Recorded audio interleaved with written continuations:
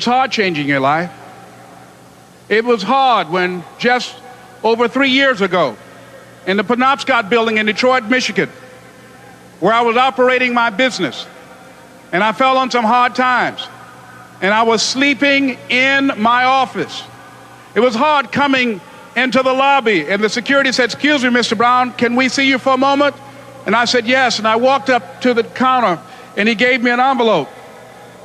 And he said, "Would you mind reading it here?" And I opened the envelope, and the envelope was from management that said, "This is an office tower.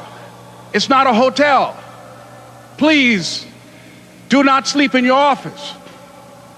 And I said, "Excuse me, sir." I said, "I just work long hours in creating my business. I'm an entrepreneur. And right now things are bad for me, but they're not going to be this way always. And I just asked for the opportunity to continue to operate like I'm doing. I'm not trying to make this my home." And it was hard coming through the lobby. And sometimes they would laugh. There's a guy talking about becoming successful. And look at him. He's bathing in the bathroom upstairs on the 21st floor. He sleeps on the floor. Him and 2 other dreamers up there. Look at him. It was hard, ladies and gentlemen, coming to speak to people. And I was facing financial difficulties in my own life. I was behind on my bills and my dreams, and I'm saying to them, "You can live your dream." It was hard, ladies and gentlemen. It was very difficult to pick myself up each day believing that I could do it. There were times that I doubted myself. I said, "God, why is this happening to me? I'm just trying to take care of my children and my mother. I'm not trying to steal or rob from anybody. Why did this have to happen to me?" It was very hard. And here's what I want to say to you. For those of you that have experienced some hardships, don't give up on your dream. No one could have convinced me by holding on, by continuing to push forward, by continuing to run toward my dream, that one day I would have my own talk show. It's a long shot, ladies and gentlemen, from Liberty City, an abandoned building on a floor, never knowing my mother or father. It's a long shot. Being here with you today in this dome in Atlanta, it's a long shot. No college training, labeled educable, mentally retarded, but I kept running toward my dream.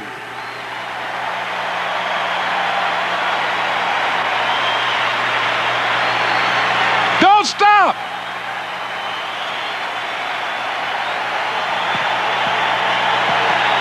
Don't stop.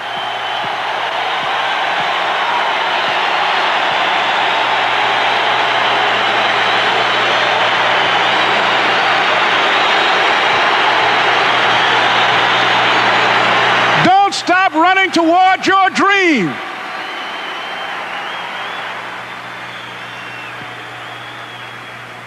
It's very important as you hold on to that dream. There are moments when you're going to doubt yourself. There are rough times are going to come, but they have not come to stay. They have come to pass. It's very important for you to know that. Don't say, "I'm having a bad day." Say, "I'm having a character building day."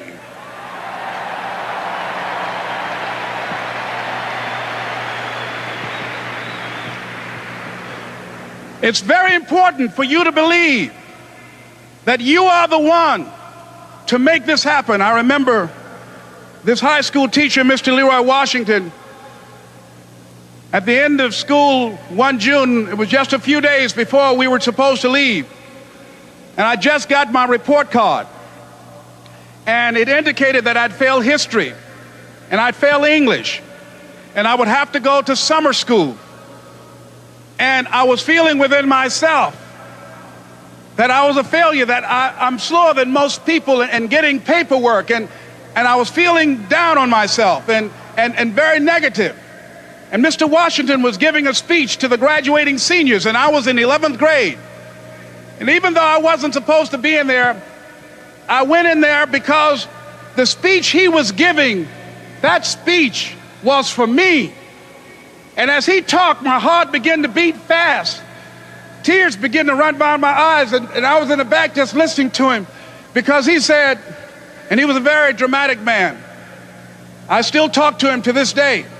He said, as graduating seniors of Booker T. Washington High School, I want you to know that you're blessed and highly favored, and that as you go toward the future, begin to know that you have greatness within you.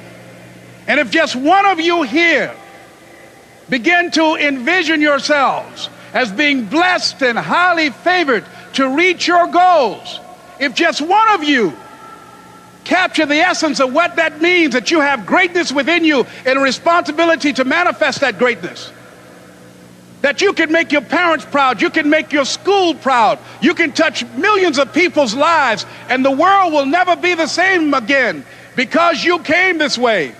And the students gave him a rousing standing ovation. And as he left the auditorium, I ran down the steps and I caught him in the parking lot. I said, Mr. Washington? He said, yes. I said, do you remember me, sir? He said, no. I said, my name is Leslie Brown. My mother, she works in the cafeteria here. I'm one of the twins, Leslie and Wesley. I said, Mr. Washington, but you know, I got these big dreams. I like talking to people. I love people. I said, I want to work with people, and I got this dream of buying my mama a home. Could I do that, Mr. Washington? He said, it's possible, Mr. Brown. And as he walked away, I called him again. I said, Mr. Washington? He said, what do you want now? I said, I'm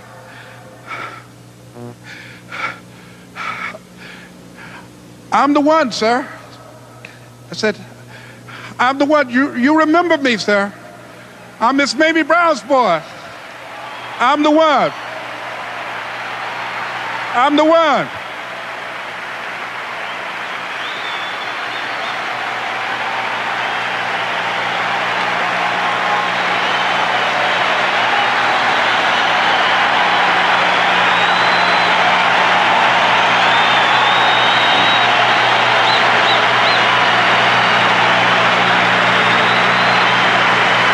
And you must feel that's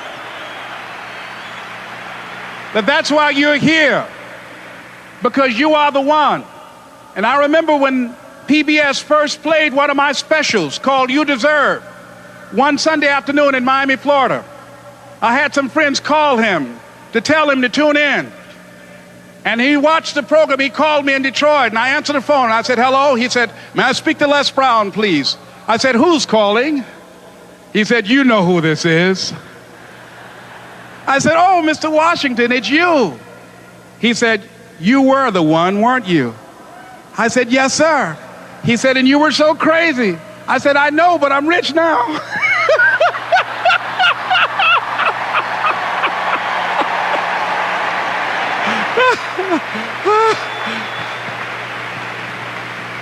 Ladies and gentlemen, it's not going to be easy. It was hard laying on the floor of the Penobscot building, looking out of the window, daydreaming, saying, Les, can you do this? Can you make this happen? I used to listen to tapes day in and day out about See You at the Top, my great friend Zig and Dennis Waitley and different other motivational speakers, and Dr. Norman Vincent Peale. And Dexter saying, don't let nobody steal your dream. I used to ask myself, can I do this? And something said within me, you're the one. You're the one. And let me tell you something, ladies and gentlemen. While you're here, and before you go back home to your respective cities and communities, write down at least 5 reasons on why you deserve your dream, on why you won't give up, what's going to make you unstoppable, why you must be unreasonable, because logical, practical thinking says you can't do it today. But if you want to produce unreasonable results in your life, like living your dream and taking charge of your destiny, you've got to be an unreasonable person. You've got to be an uncommon person. So write down the reasons of why you're here. My first major goal was to buy my mother a home. And let me tell you something, ladies and gentlemen. What will reasons do, Les?